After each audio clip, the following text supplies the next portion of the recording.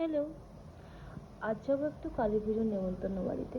তো এই শাড়িটা আজকে আমি পরবো, সঙ্গে এই ব্লাউজটা আমি বানিয়েছি, তাই ভাবলাম আপনাদের সাথে শেয়ার করি।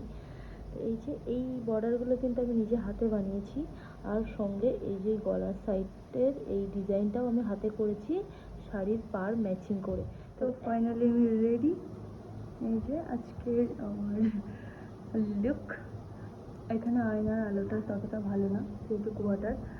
আর এটা আমি নিয়েছিলাম বসিরহাটের স্টাইলি থেকে, অলিভিয়া দি, আমার খুব একটা কাছের মানুষের কাছ থেকে, যেটা কিনা খুব সুন্দর। মানে এই জন্য শাশুড়ির জন্য আমি একটু বললাম আজকে, মানে এর সাথে আমি সেট করে একটা অন্য কিছু রেডি করেছিলাম পরার জন্য, হ্যান্ডলুমের নিজে হাতেই, কিন্তু সেটা আমি কোথায় রেখেছি খুঁজে পাচ্ছি না, যেহেতু এখানে একবার ওখানে একবার ঘুরে বেড়াই।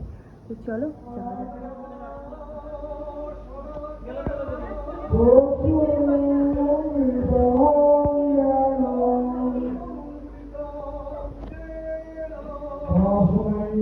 মায়ের মুখ দর্শন করার পরে একে একে সবার সাথে গল্প করার পরে খেতে বসে পড়লাম।